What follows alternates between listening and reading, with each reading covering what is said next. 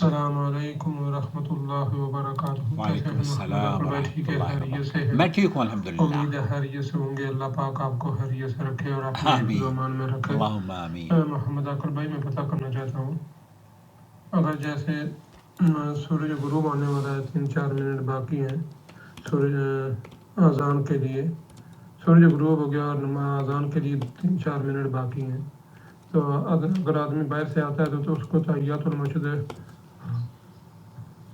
پڑھ کے بیٹھنا چاہیے، یا جو تحیات المسجد اس کو چھوڑ دے اور بیٹھ جائے اذان کے بعد جو دو، اس کے بعد پھر جب اذان ہوتی ہے تو اذان کے بعد جو 2 نفل ہوتے ہیں پڑھتے ہیں، اس کے بارے میں وضاحت کر دیں گے. جزاک اللہ خیر، احسن الجزا. آمین یا رب. غروب کے وقت جو 2 نفل پڑھتے ہیں وہ اس کے، اور یہ مغرب کے اذان کے بعد جو 2 نفل پڑھتے ہیں لوگ، اس کے بارے میں وضاحت کر دیں گے. جزاک اللہ خیر، احسن الجزا. اللہ حافظ. محبوب بھائی ہیں یو کے سے. بہت اہم سوال ہے، اور یہ سوال اس لیے اہم ہے کیونکہ بر صغیر میں خاص طور پر ہمارے یہاں تحیۃ المسجد پڑھنے کا رواج ہی نہیں ہوتا، بلکہ بعض مساجد میں تو آپ کو اگر آپ عصر کی نماز کے بعد مسجد میں داخل ہوں تو آپ کو روک دیا جاتا ہے، یہ ممنوع وقت ہے، یہ کہہ کر کیونکہ اللہ کے رسول صلی اللہ علیہ وسلم کی ایک حدیث ہے صحیح بخاری اور مسلم کی، لا صلاۃ بعد العصر حتی تغرب الشمس، عصر کے بعد کوئی نماز نہیں یہاں تک کہ سورج غروب ہو جائے.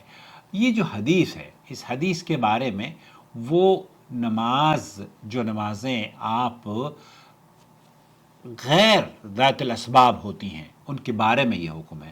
نوافل اگر کوئی پڑھنا چاہتا ہو تو اس پر یہ ممانعت ہے، لیکن سماحت شیخ عبدالعزیز بن باز اور سعودی عرب کی جو فتویٰ کمیٹی ہے انہوں نے اس بات کو واضح طور پر بیان کیا کہ لا صلاة بعد العصر حتى تغرب الشمس ولا صلاة بعد الصبح حتى تطلع الشمس. هذا الحديث بهذه الزيادة إلا بمكة ضعیف، یعنی کہ اس میں جو روایتوں کے اندر یہ کہا جاتا ہے کہ مکہ کے اندر تو پڑھی جا سکتی ہے لیکن پوری دنیا میں نہیں. تو شیخ بن باز یہ کہتے ہیں کہ الا بمکہ ضعیف، اما اصل حدیث فهو ثابت فی الصحیحین، جیسے میں نے عرض کیا کہ یہ صحیحین کی حدیث ہے، اور نبی کریم صلی اللہ علیہ وسلم نے فرمایا ہے لا صلاة بعد الصبح حتى ترفع الشمس ولا صلاة بعد العصر حتى تغيب الشمس. لكن هذا العموم يستثنى منه صلاة ذات السبب في أصح قول العلماء كصلاة الكسوف وصلاة الطواف وتحية المسجد، فإن هذه الصلوات يشرع فعلها ولو في وقت النهي لحديث الصحيحة ورد في ذلك تدل على اثناء. یعنی کہ لجنۃ الدائمہ والافتاء اور سعودی عرب کی جو مفتی ہیں ان کا فتویٰ یہ ہے کہ وہ نمازیں جن کا تعلق سبب سے ہے وہ اس میں ممانعت نہیں ہے.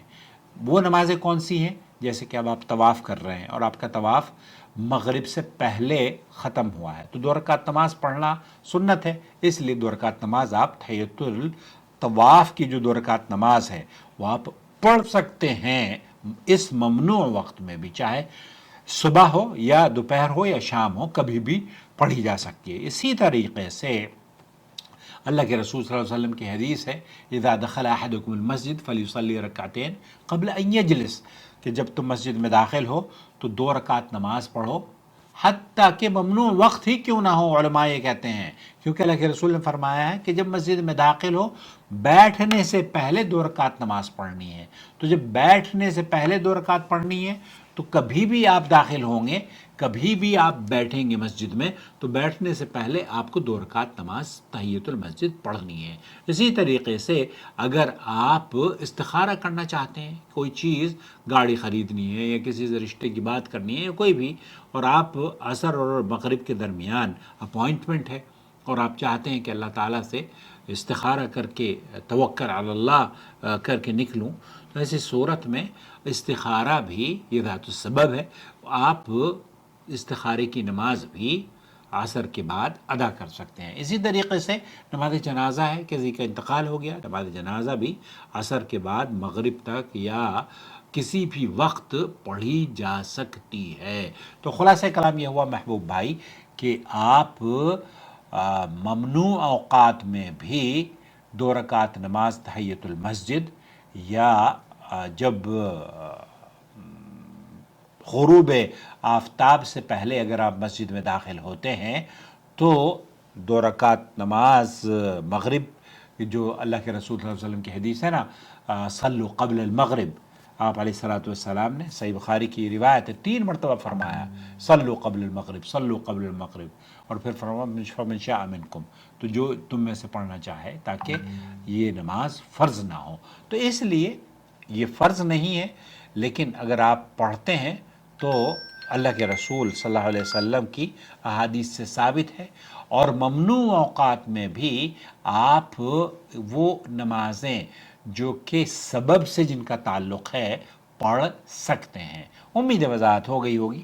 السلام علیکم ورحمۃ اللہ وبرکاتہ۔